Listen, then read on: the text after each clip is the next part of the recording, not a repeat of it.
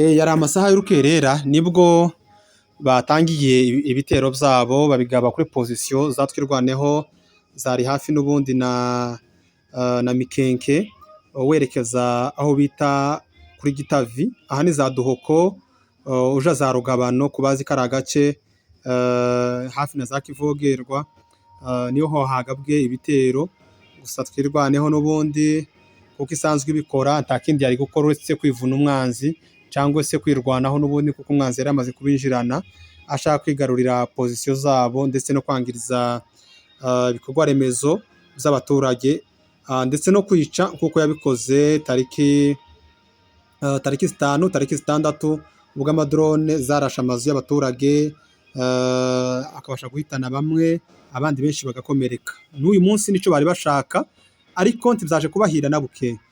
Nyuma yo kugaba igitero basanzwe twirwaneho biteguye iza kubavumbukana, irabazamukana aho bita ku kibuga cy'indege ku bahazi hahoze hari inkambi, aho niho habereye urugamba rukomeye n'ubundi birakomeza bigera kuri antene.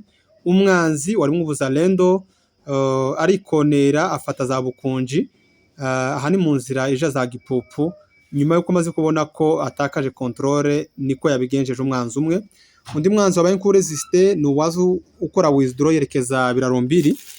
Ku batazi kano gace Birarombiri ufashe kera umuhanda werekeza za Gwisankuku, uyu nawe ni wabaye ku resiste ariko nawe byaje kugera mu gica munsi aba nawe barajenguwe yerekeza Birarombiri. Aho niho haje gukomereza n'ubundi indi mirwano ikomeye cyane kuko umwanzi yarahuye n'indi ramforo yarirutse kuri point 0 ibasha kuhagarara cyane muri kano gace ka point 0. Umwanzi waruvuye point 0 abasha guhagarara Birarombiri, habera urugamba rukomeye cyane ubu mu gihe kigana c'umugoroba. Ni nabwo andi makuru yatangiye gushika muri studio zacu avuga ko Gakenke naho bitoroshe, gusa turaza kugaruka kuri Gakenke nyuma. Reka turangize uru rugamba rwabereye za Mikenke. Kubera tactique urugamba rwa rupanzemo rwatwirwaneho n'ubundi Birarombiri nanti yabagoye cyane, habereye urugamba rwa simusiga kuko wari Birarombiri abona gutakaza Birarombiri ko na Gwisankuku ndetse na Mutunda nazo ziba zisigaye muri insécurité. Rero niyo mpamvu zatumye FARDC muri karagace na Bazalendo barinda cyane, habera urugamba rukomeye aho ni munsi ya antene werekeza za Birarombiri, niho habereye urwo rugamba rukomeye. Gusa mu mwanya muto usa no guhumza no guhumura n'ubundi kandi umwanzi nawe yaje guhunga aciye inzira zibiri.